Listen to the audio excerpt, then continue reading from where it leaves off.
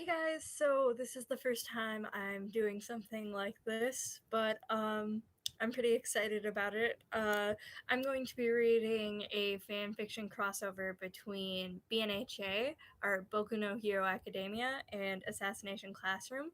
So I really adore this fic. So let's just get right into it. To Save the World by Tata Nanoe. I can't pronounce their username. Um, yeah, and the summary is Midori Izuku was just trying to escape Bakugo's bullying and achieve his dream of attending the prestigious UA. He assumed the cutthroat Kunu-gi-gaoka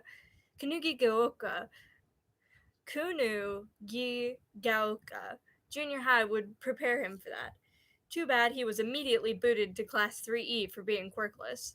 Shinzo Hitoshi was planning for his time at Kanugi-Gaoka Junior High to be spent under the radar. He kept his grades average and interactions with others minimal, but when an incident occurs that requires him to use his quirk at school unauthorized, even though he did it to help another student, he finds himself immediately being moved to Class 3E. When the moon exploded due to the dangerous villain known by the papers as the Tentacle, the last thing anyone expected was for him to want to teach 3E. Now Izuku, Hitoshi, and their classmates are expected to become assassins, kill the number one villain, and save the Earth from the same fate. Um, and then Chapter 1. When the moon exploded, it finally dawned on Izuku how weak they all are. He had spent his whole life enthralled with displays of incredible abilities, of the feats of heroes as great as All Might, who could stop any villain and save hundreds, thousands of people at once. They gave him hope that anything was achievable and that anyone, including himself, could be a hero. But then the moon burst, leaving only 30% behind and a permanent crescent shape. And it made Izuku realize that, while many things may be possible, there are some things that will always be inevitable. Because not even heroes as great as All Might could stop horrors as shell shocking as the Doodleball rock satellite of the Earth being blown to bits.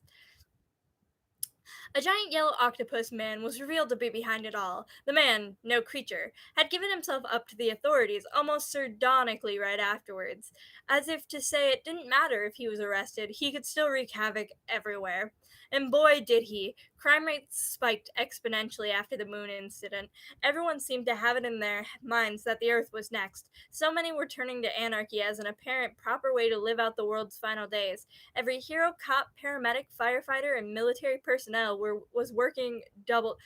Hi, was working double time while the rest of the population cowered in fear.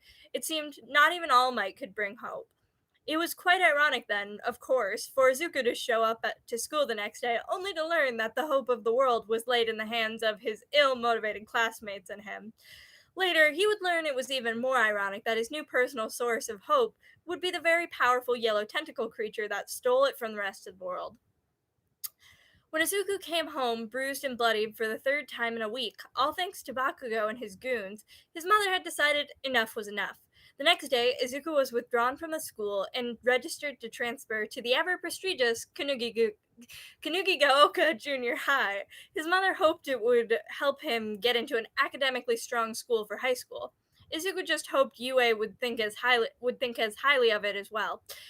Before he could attend, however, he was first required to take a written test followed by an evaluation to determine what class placement he would receive. Apparently, class placement was a very sacred thing here at Kanuki Gaoka, judging by the secretary's expression as she explained it all. The written portion of the test was by far the hardest test he had ever taken, but such was to be expected of such a prestigious program. He felt confident in his answers, though. He had been a competing force for the top of the class against Bakugo at his old school since they were children. And the examination was more what Izuku was concerned about. There hadn't been much explanation on what it would entail. He didn't know if it was going to be more practical based or a physical exam. He just prayed going in that it wouldn't require too much running. It turned out to be way worse than running. He walked into a dimly lit room where a panel of teachers and administrators sat at the front to judge him in the resourcefulness and strength of his capabilities. The intimidating, deep-voiced man sitting in front and center then asked him to present the best merits of his quirk. To this day, there had been nothing more humiliating than having to look at the faculty on the board and tell them that he was quirkless. The intimidating man unabashedly laughed at him, and all the other adults followed in suit.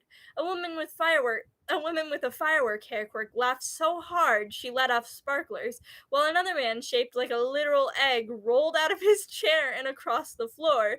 The intimidating man then suddenly composed himself. The gap between the strong and the weak grows larger every day, he said, his voice low and mocking. There's no doubt where you belong. You may leave now. Izuku ran out of there so quickly he probably looked like he actually had a speed quirk all along. He got his official acceptance letter a few days later. He was honestly surprised to see it, but he figured that maybe they were a type of school not willing to turn down anyone offering to pay their outrageous tuition prices. He would later learn this school had a very different objective for those weaker prospects they accepted. The letter was quite simple in layout, with its main message and display in large red letters. Class 3E. Class 3E was unlike any other class in the world. For starters, it was located high on a mountain next to the main campus, so the students had to trek up it every day just to get to class. Second, it was held in a run-down wooden building with no air conditioning and barely any functioning water. There was no available cafeteria set out for students or designated sports faculties to hold athletics in. Thirdly, those a part of the class were ostracized and isolated from the rest of the student body as punishment for their poor performance, as well as motivation for those on the main campus to work hard to stay there. This meant 3E students couldn't participate in any extracurricular activities or clubs provided on the main campus. The students were the most depressing bunch of people Izuku had ever met. Apparently, if you were part of 3E, it meant that one of a couple possibilities. Your grades had fallen behind to the point that you were ranked at the bottom of all the school, you had disciplinary issues or conflict with the school policy in the past, or your quirk was deemed to hold no potential. Or you were quirkless in Izuku's case. The teacher was nice, at least if not a little eccentric. Her fashion choice was questionable at best, and her jokes often fell flat, but her concern for and dedication to her students was undeniable. Um, was undeniable. She welcomed him warmly the first day, even when he came in a little late. He had gotten terribly lost in the woods and even almost fell upon a snake's nest at one point. Happily introduced him to the class of hopeless misfits. Hi there, you must be the new student, she said, her smile unceasing. I'm Yukimura-sensei. Why don't you introduce yourself? Tell us your name and maybe even a fun fact about yourself. Oh, and also your dream in life. I know many of your classmates have a lot of motivation for their dreams, but our class goal this year is to get all that drive. Oh, don't have a lot of. Okay, I know many of your classmates have lost a lot of motivation for their dreams, but our class goal this year is to get all that drive and inspiration back. Okay, he replied awkwardly before turning to his classmates. He could feel their burning stares and lowered his eyes to the floor instinctively. My name is Midoriya Izuku. I just transferred here from Aldera Junior High. A fun fact about me is that I love heroes, especially All Might. And as for my dream, well, he clenched and unclenched his fist and found the nerve to briefly look at his classmates in the eye. My dream is to become a hero, as great as my idol, All Might. His second of courage dissipated, and he immediately dropped into a deep 90-degree bow as he cursed himself for admitting such a thing aloud. He probably sounded stupid in front of them. Now they were all probably going to make fun of him, and it'll be like he never escaped Bakugo. Is your quirk speed talking? Because you sure mumble, man, said a handsome strawberry blonde-haired boy. A girl with pale brown hair pulled back in a pony sent the boy a sharp look. Be nice, Maehara, before he turned back to Izuku. It's nice to meet you, Midoriya. I'm Kataoka Megu, one of your class representatives, and I would like to just say that I think your dream is very honorable, and there's no need to look embarrassed about it. A dark-haired, handsome boy with golden eyes nodded eagerly. A lot of people like to think that they could be a hero, but only a few would be able to admit it honestly as their greatest dream. Izuku felt like he could start crying right then and there. Only about a minute in, these people were already more accepting than anyone else in his life, and even more than his mother. It's because they don't know it's because they don't know you're a quirkless loser yet, Deku. Bakugo's voice seemed to echo in his head. Despite it all, he put on a brave smile. Thank you. He didn't he said, "Hey, didn't Shinso say he wanted to be a hero too?" The blue-haired, androgynous-looking boy, at least he guessed because of his pants, commented, "Maybe you guys could train together."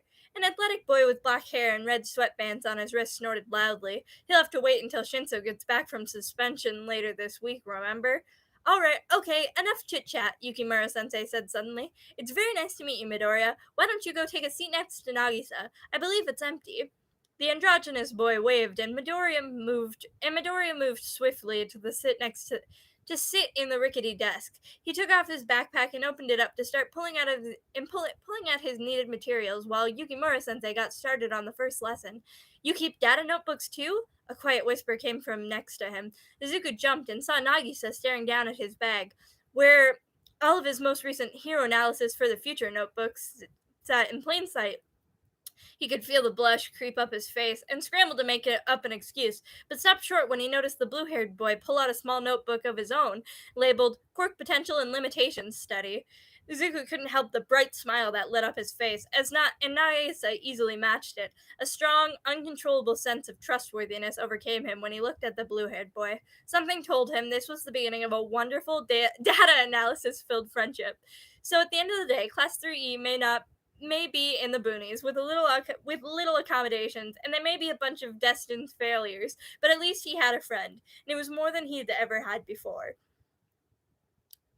He met Shinso Hitoshi 2 days later. The boy looked like death itself, except more purple.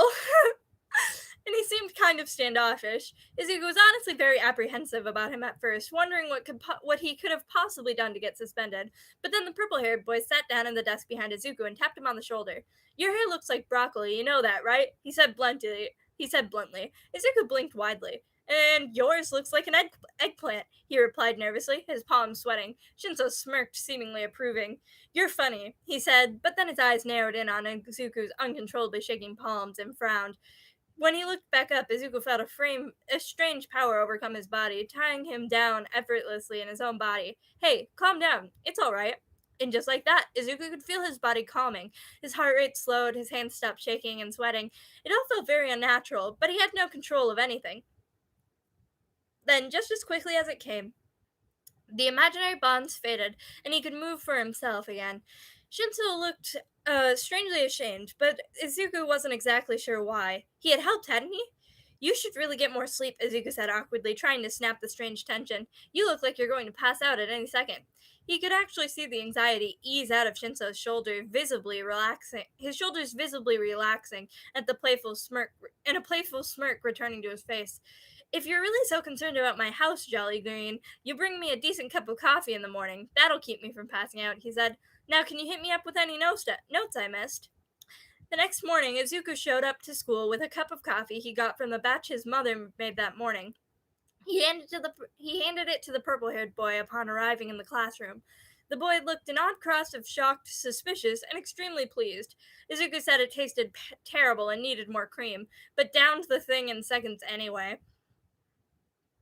Every day, he continued to bring Shinso coffee with extra creamer. In exchange, Shinso would bring him a small sweet from the convenience store he worked at. They talked often and would hang out with Nagisa and his friend Sugino at lunch.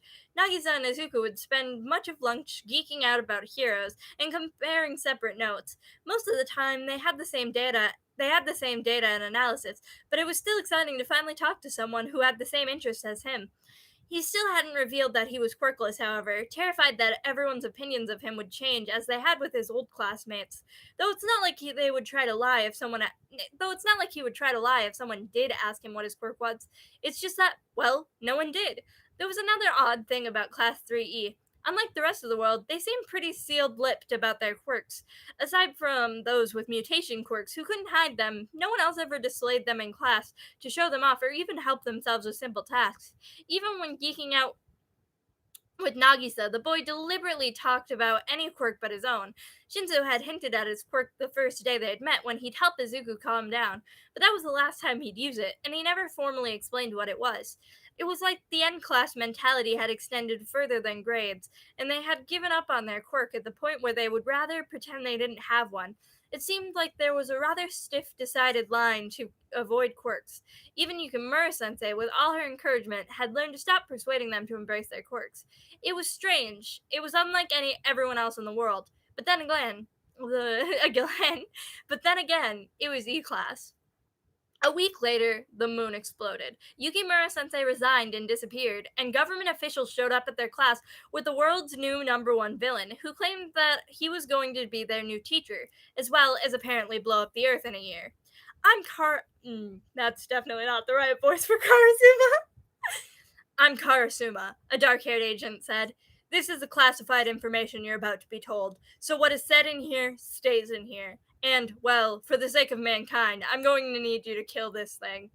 The whole class practically blanched at the exact same time, unsure they had actually heard the man correctly. This is a joke, right? Someone voiced. The agent sighed loudly. There's only so much I'm at liberty to tell you, but what I can say is that he's still very much a threat, and this March he is going to obliterate the Earth as well. We haven't been successful in killing him yet, no matter how hard all the world's leaders have tried. The greatest heroes can't even touch him. He's too fast, topping off at Mach 20, and is superiorly intelligent in every way. It was quite amusing watching those little heroes try to stop me. But hey, I got to groom All Might's impeccable eyebrows. Who else can say they've done that, huh? The octopus bragged. In the end, though, I got bored, and I made them a deal that allows me to be your teacher at this shining institution. What the hell? Shinso muttered. Look, we didn't have much of an option here, but we did manage to make him swear to never let any harm come to the students in any way. This does mean, however, that we have a very important mission for you. We need you all to train to become assassins and kill him before he can blow up the earth. The gasps were audible. Izuku exchanged an incredulous look with Nagisa, unsure he had heard the agent right. What? Shinso blinked widely and rubbed his eyes as if he was trying to wake himself up from a bad dream.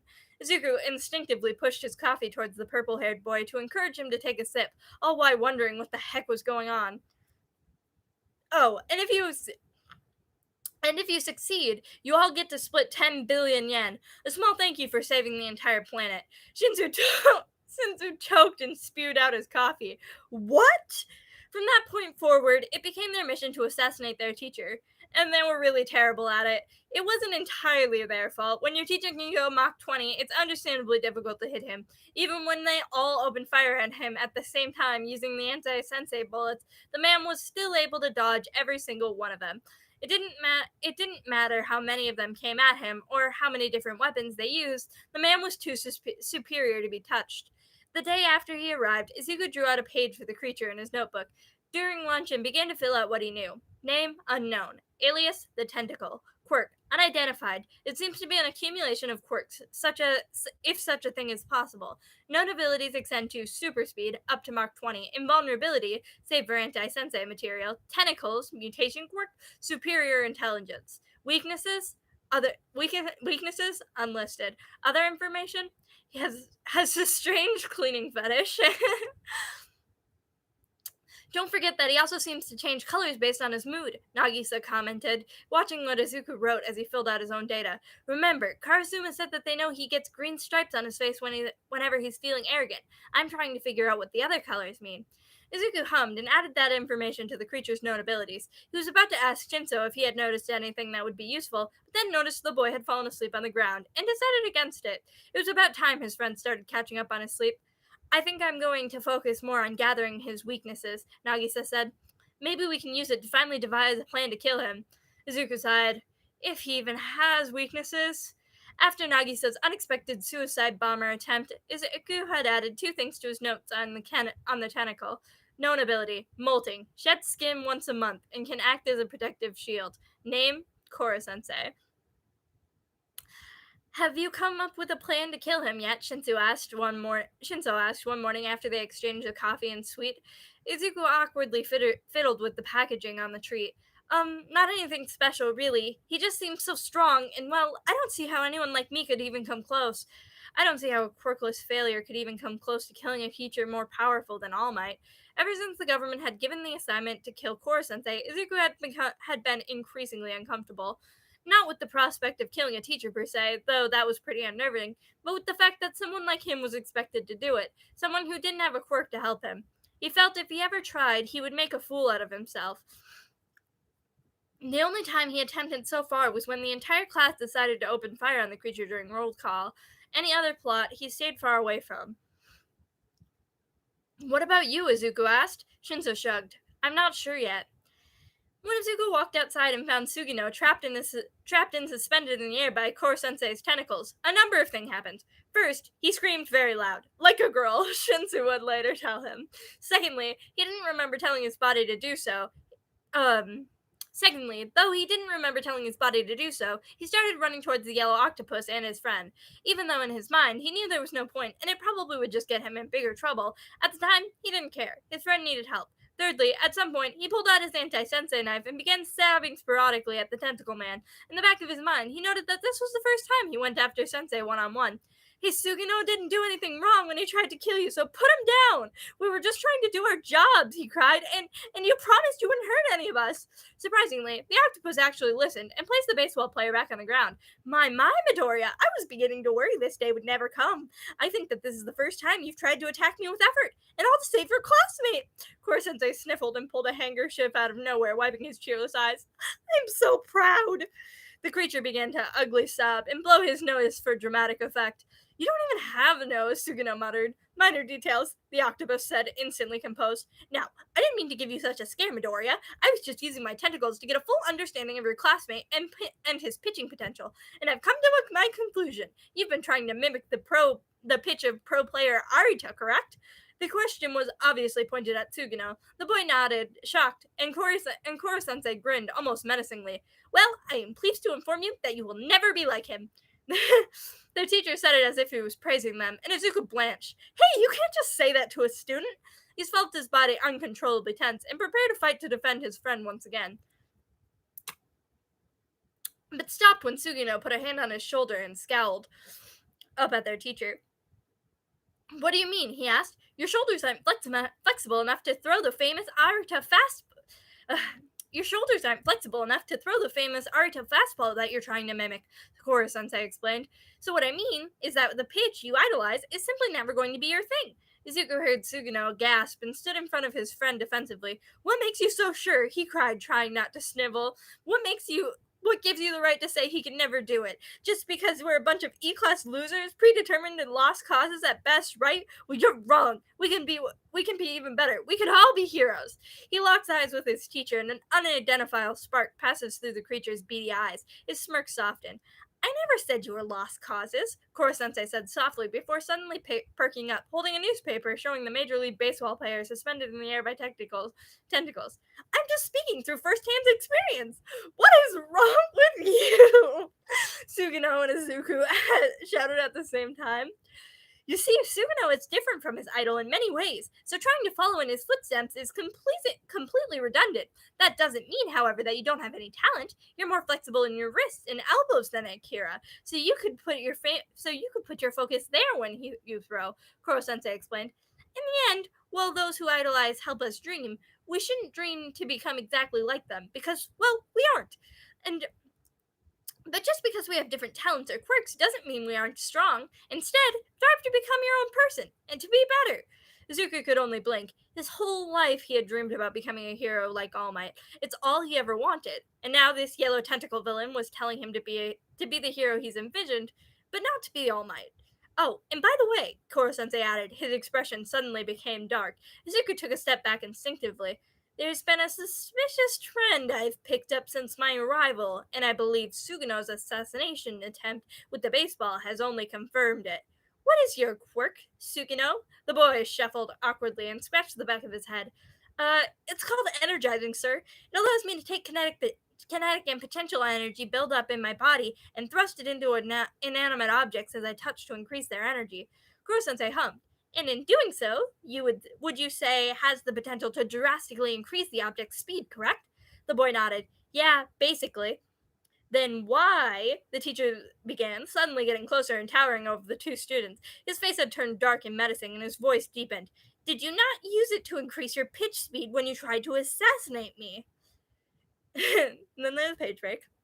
It has come to my attention, Koro-sensei started after he finished calling roll, that you all have developed an odd diversion, so to speak, to using your quirks. I can't seem to understand why. I am a superior being with numerous quirks. Even the one quirk you all possess has little on me, but if it gives you more of an edge than not using it all. So why wouldn't you take advantage of that? I mean, the two pink dots like a blush appeared on the face as tears streamed down his face.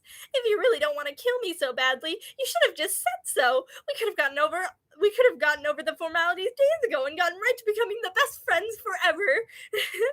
All he got was silence. The students were all trying to divert their eyes and avoid bringing attention to themselves. Izuku felt himself instinctively sinking down into his seat. Anyone? Isogai? The teacher asked. The male representative jumped slightly at his name being called. Well, he said hesitantly, we are E-class, sir. A majority of us are here because of our quirks were a majority of us are here because no. The majority of us are here because our quirks were too weak or useless to compete against the classes on the main campus. And we kept getting ranked last in quirk evaluations. It's not that we didn't want to use them to kill you. It's just that, well, most of them wouldn't really make a difference. There was a murmur of agreement running across the room, as many students were nodding absent-mindedly, including Nagisa. Izuku noted that Shinso never reacted and had opted for laying his head down on his desk. Koro-sensei hummed. Do you all feel this way? Izuku blinked at the straightforward question and side-eyed his purple-haired friends, wondering what he had to say. A loud crash caught his attention, however, and he saw Terasaka, a large, delinquent boy with a mutation quirk that had him look like a lion human crossbred, had stood up so fast he knocked over his chair. Well, that is not the right voice. I'm sorry. Well, I sure as hell don't, the boy said. Unlike most of these posers, me and my squad don't have quirks that we can hide or pretend don't exist. So just you wait. We may not have the brains to come up with elaborate plans like some people, but we sure do have the brawn. We'll take you down soon, I swear. Izuku wasn't quite sure how he had never noticed before. Granted, he had always avoided Terasaka and his little gang like the plague, especially after what they had put Nagisa up to. But he didn't know how he had never noticed they all had visible mutation-based quirks. Muramatsu was like Terasaka, only he took on the coyote-like features, even though his head was shaped like the animal. Yoshida had some metal-looking mutation, considering most of his skin was steel, and he had random body parts that resembled that of a car, like his left eye that looked like a headlight. And Hazama, a lone girl who was a constant literal shadow with dark, undefinable features. They were the only students with obvious mutation quirks. No wonder they stuck together. That, and they were all delinquent punks.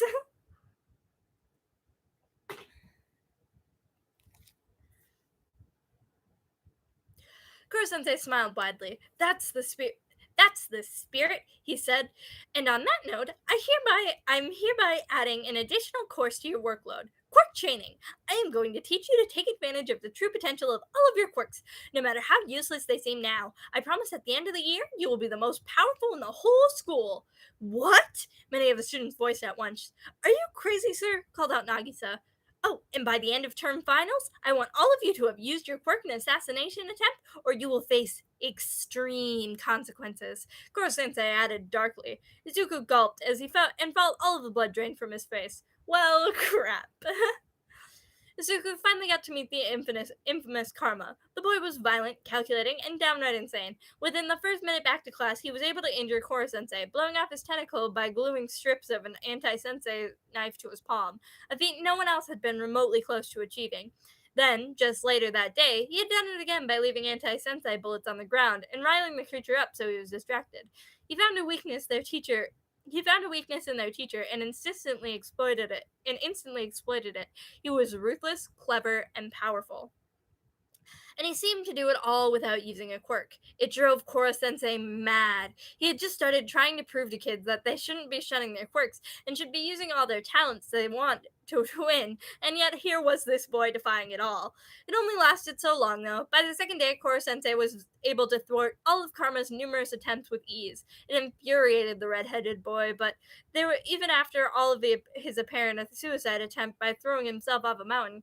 Karma seemed to decide to fuel his frustrations into a determination. He may have stopped his elaborate schemes to assassinate Koro-sensei, but he continued to torment the villain unceasingly. And just like that, everything seemed to go back to normal. Well, as normal as as the class of assassins can be.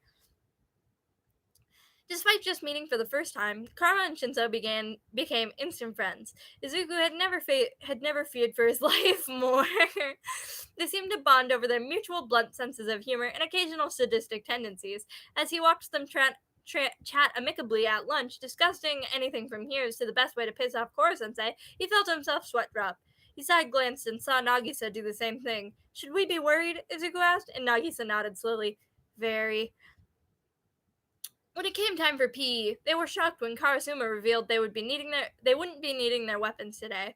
We're having a different training we're having a different training lesson today, he explained. I have decided to personally take charge of your quirk training classes, at least for the first few lessons. I figured it would be an unfair advantage for Core Sensei to teach and learn all of your quirks and abilities before you can ever use them. We don't want to lose that possible element of surprise.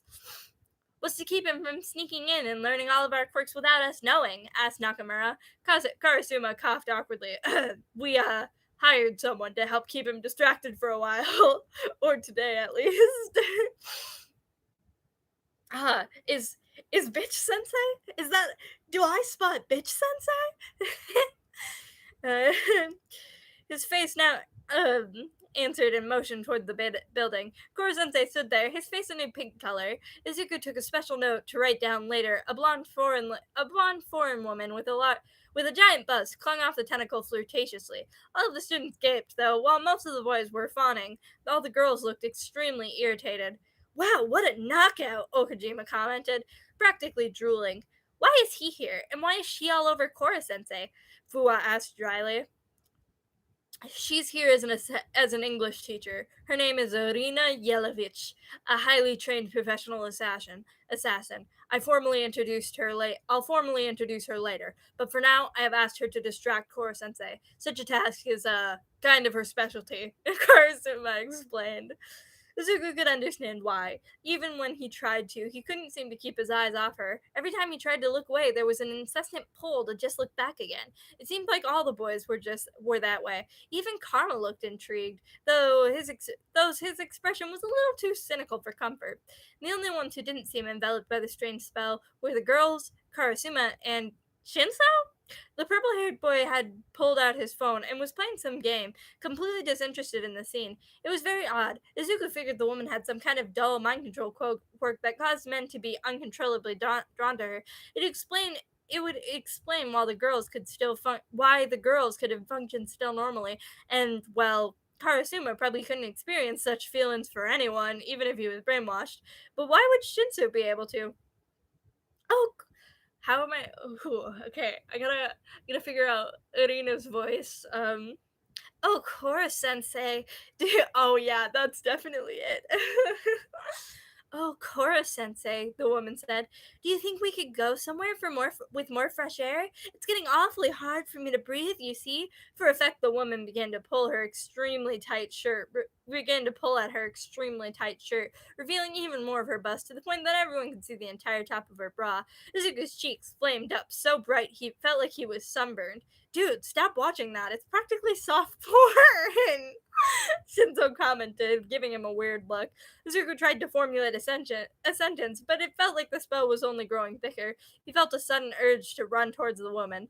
Okay, man, you just look like Christmas now. Cut it out, won't you? Is it? Oh, because red face, green hair. I get it. It took me a second. I get it.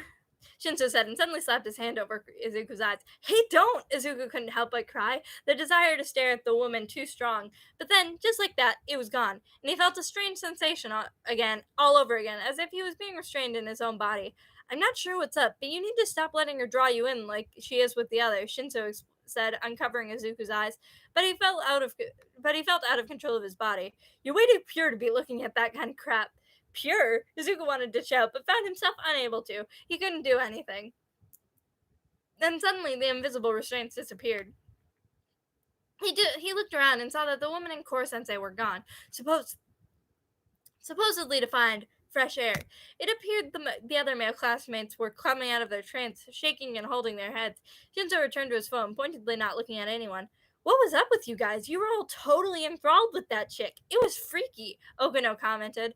Karasuma coughed sheepishly. Sorry about that. I should have warned you about that. Sorry about that. I should have warned you, he said. Miss Yelovish's quirk is called Honeypot Trap. She is able to put off an aroma that at her control that puts any men in the surrounding area that smells it under a spell like state in which they are completely entranced. It has no proven effects on women, however. It must be crazy strong for Koro-sensei then. He has the nose of a bloodhound, Mimura observed. Marihara snorted.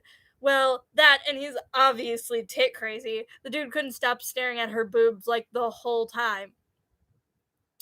Hey, if it only targets men, then how come you were unaffected, Karasume-sensei?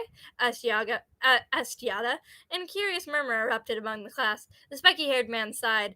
I don't have a sense of smell, he answered bluntly. Izuku was honestly not surprised in the slightest.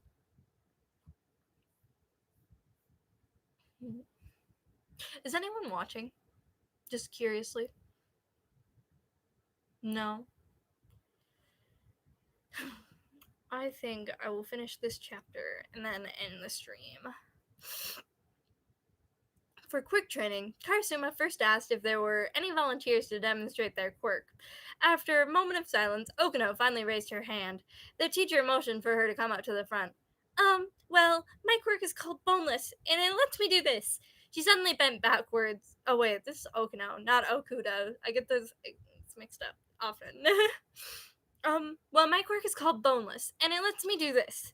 She suddenly bent backward and pulled her head through her thighs until it was at her belly button, while her elbows bent past the point of extension. To finish this display, her knees folded in the opposite direction, and she rolled backwards until she was standing upright again.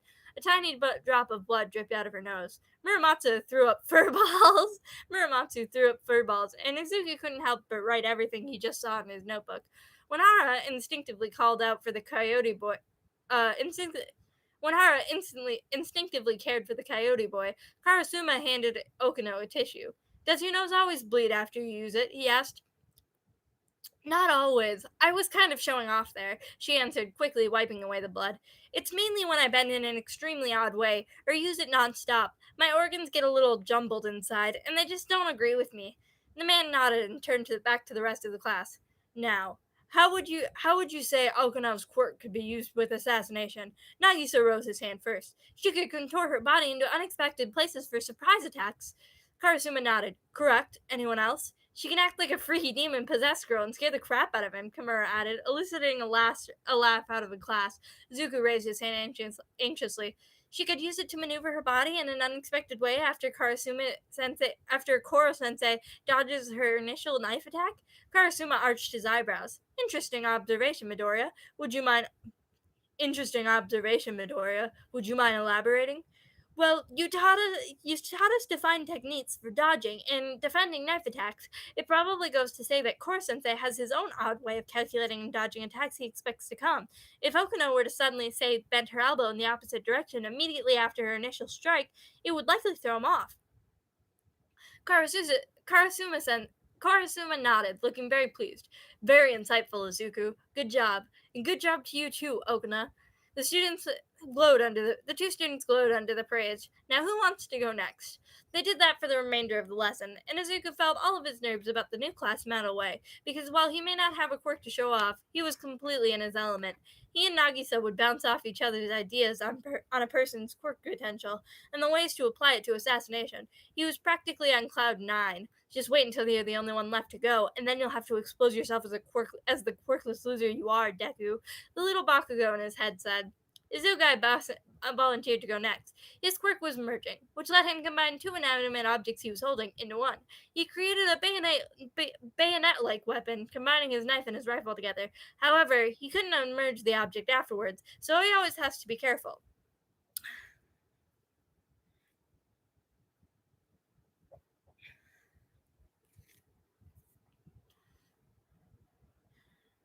Oh.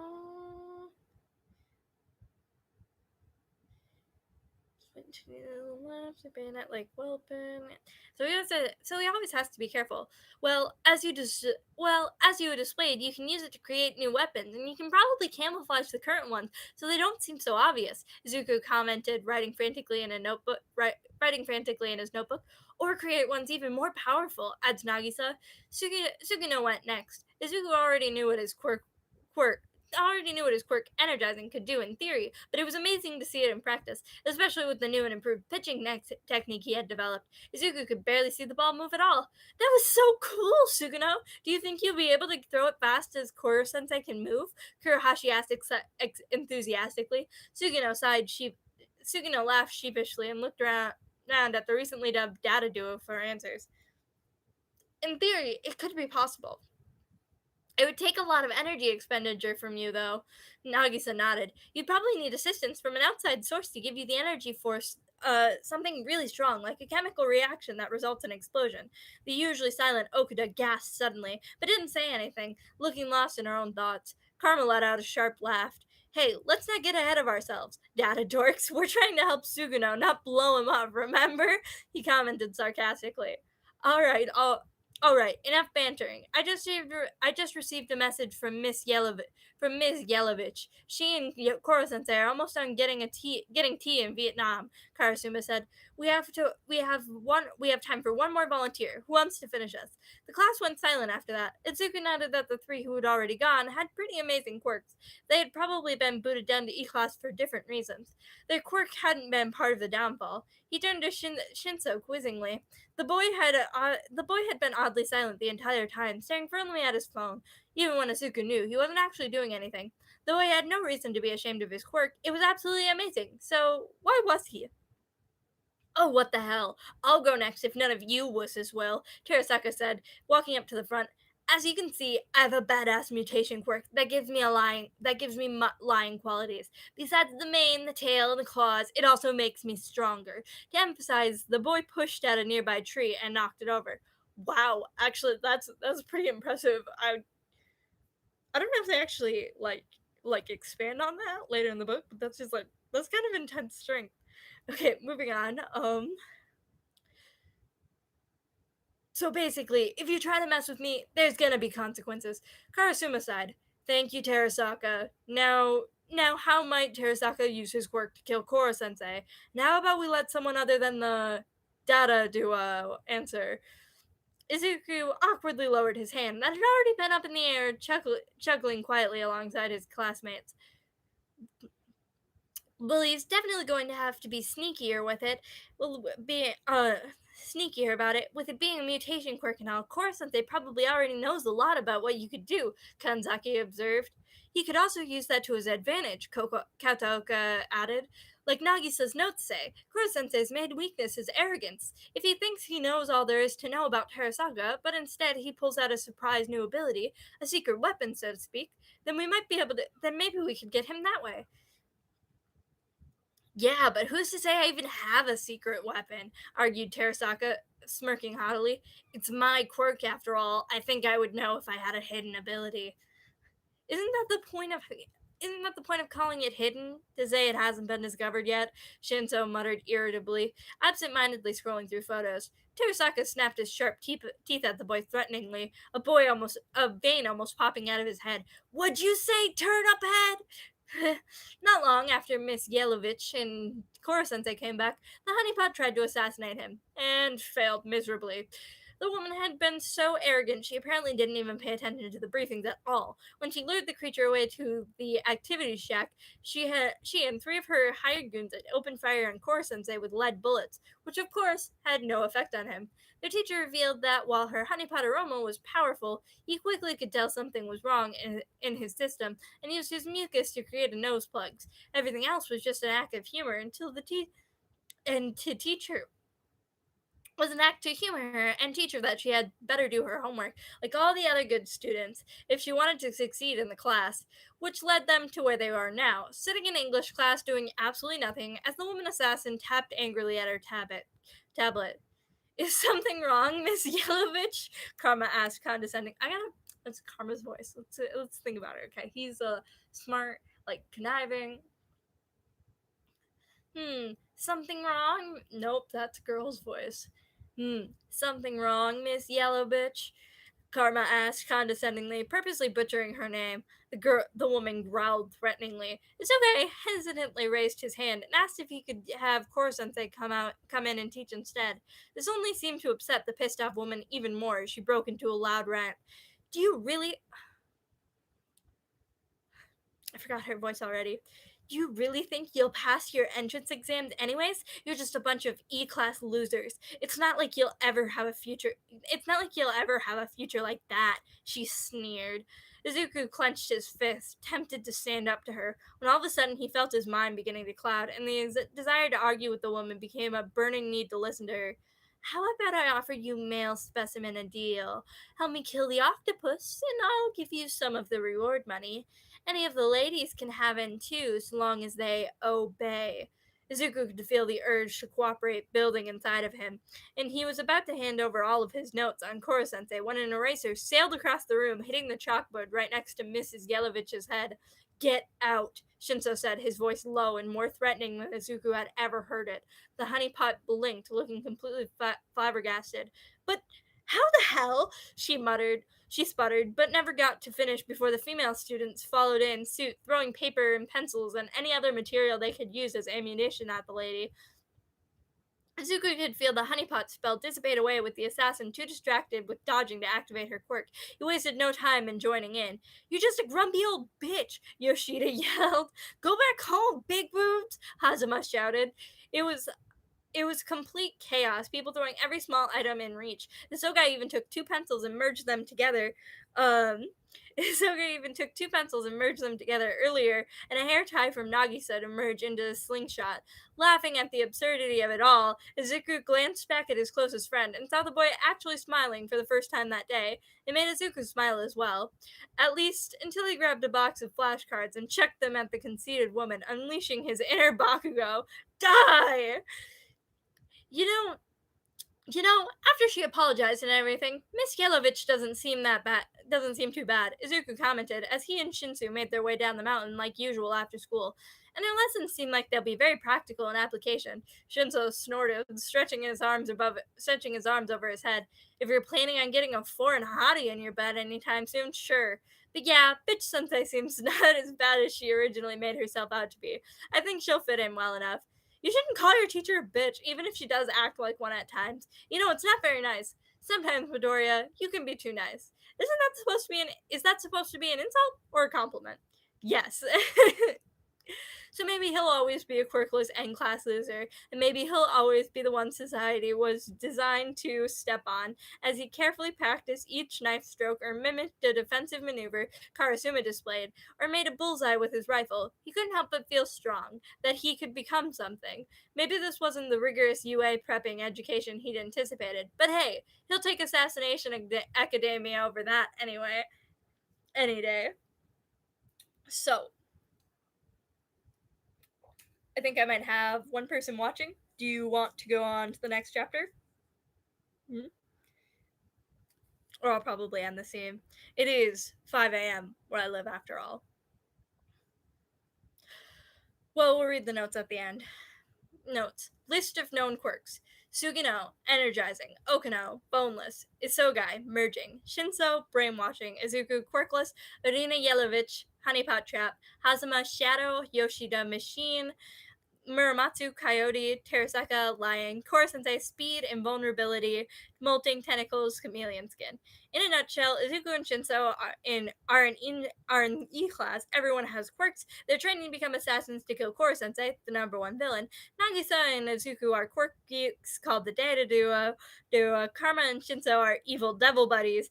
Shinso and Karasuma are not here for bitch senses crap. They have to use their quirk to try and kill Koro-sensei before the end of term exams, and no one knows Izuku's quirkless.